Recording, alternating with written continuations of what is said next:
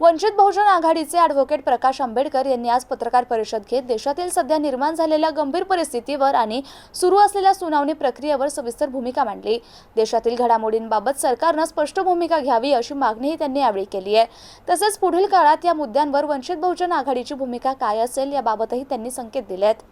डाव्या पक्षांचे असणारे प्रतिनिधी होते आणि आम्ही 23 मार्चला RSSच्या हेडक्वार्टर्सवरती मोर्चा आयोजित केलाय आणि त्यानंतर पत्रकार मित्र असतील, व्यक्तिगत मित्र असतील, काही RSSचे मित्र आहेत, या सगळ्यातून असणारी एक चर्चा सुरुवात झाली की तुम्ही नागपूरलाच मोर्चा का काढताय।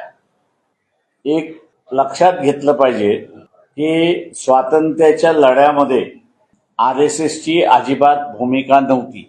तो सामाजिक लढा असेल किंवा राजकीय लढा असेल, उलट त्यांनी असणारं ब्रिटिशांच्याच बाजूने भूमिका घेतली।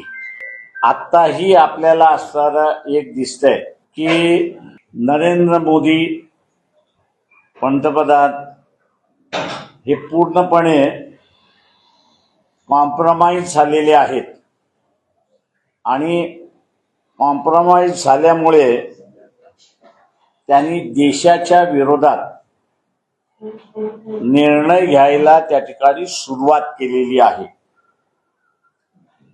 एस्टीन फाईल मध्ये नरेंद्र मोदी यांचं नाव आलंय आणि त्यांनी देशाचं सार्वभौम हे एका प्रकारे किंवा त्याने अमेरिकेसमोर घाण ठेवलंय अशी असणारी परिस्थिती आहे। आणि म्हणून आपण बघत असाल की या खाडी युद्धामध्ये भारतावरती सार्वभौम नाही तर आमची सत्ता आहे, आम्ही सांगू तेच भारत करेल असं दाखवण्यासाठी अमेरिकेने भारताला म्हणजे नरेंद्र मोदी याला मुभा काय दिली तर रशियाकडून तुम्ही असणारं तेल विकत घेऊ शकता। म्हणजे अगोदरचे आदेश बंद करा, आत्ताचे आदेश तुम्ही विकत घेऊ शकता। आणि नरेंद्र मोदी हा ज्याला आपल्याला म्हणता येईल की कॉम्प्रोमाइज झालेला आहे आणि अमेरिकेसमोर नरेंद्र मोदी नाचतोय अशीच असणारी परिस्थिती आहे। Dancing to the tune of America असं इंग्रजीमध्ये आपण म्हणतो, तशा रीतीने असणारा मोदी आता डान्सिंग क्वीन झाले तशी असणारी परिस्थिती आहे। मोदींना पंतप्रधान करण्यामध्ये RSSची भूमिका होती। 47 कालावधीमध्ये RSSनी काहीच भूमिका घेतली नाही।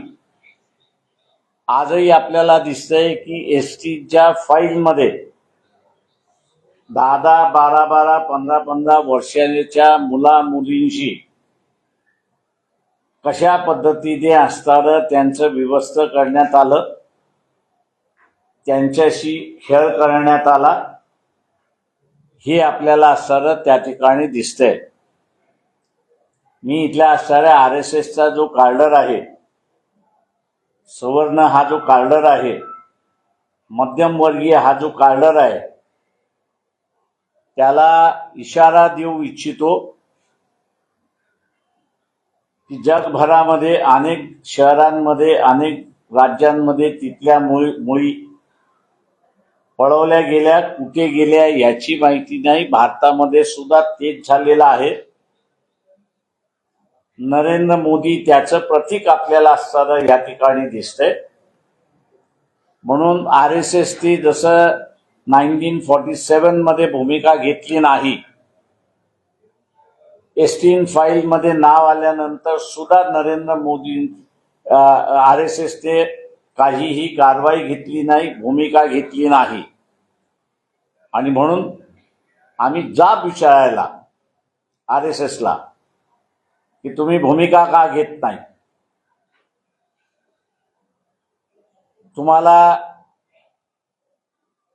ज्याचं चारित्र्य नाही असा पंतप्रधान तुम्हाला चालतो का, असे अनेक प्रश्न घेऊन आम्ही RSSला 23 तारखेला विचारणार आहोत. आम्ही इथल्या मध्यमवर्गीयांना आवाहन करतोय की जे लोन आपल्याला भारतामध्ये आलेलं दिसत नाही, ते लोन आता असताना आपल्याला येताना त्या ठिकाणी दिसेल. भूमिका सगळ्यांनी घ्यावी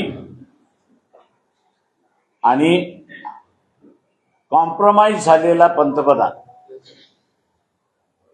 याला बाजूला सारलं पाहिजे, त्याचा राजीनामा मागितला पाहिजे. यासाठी RSSला सुद्धा आम्ही भूमिका घ्यायला लावू अशी असणारी परिस्थिती आहे. आणि म्हणून 23 मार्चला नागपूरला आम्ही धरणा कार्यक्रम त्या ठिकाणी ठेवलेला आहे. मी तमाम लोकांना आवाहन करतो की आपण मोठ्या संख्येने त्या ठिकाणी यावं. आज जो आपल्याला गॅसचा तुटवडा दिसतोय तो सुद्धा भारताने इस्रायल इराण या युद्धामध्ये भूमिका घेतली नाही म्हणून आपल्याला दिसतोय. कदाचित आमचा मोर्चा निघेपर्यंत बँकांमधली सुद्धा स्थिती बिघडलेली असेल असं त्या ठिकाणी दिसतंय. त्यामुळे हे सगळं थांबवायचं असेल तर नरेंद्र मोदी जो आहे, मुजरा करणारा नरेंद्र मोदी जो आहे, याला पंतप्रधान पदावरून हटलं पाहिजे, गेलं पाहिजे, तरच इथली परिस्थिती सामान्य होऊ शकते. अशी परिस्थिती आहे. आपण आता विचार आपण जर पाहिलं तर सध्या जो व्यावसायिक गॅस पुरवठा आहे तो बंद करण्यात आलेला आहे, पण सर्वसामान्य नागरिकांना गॅस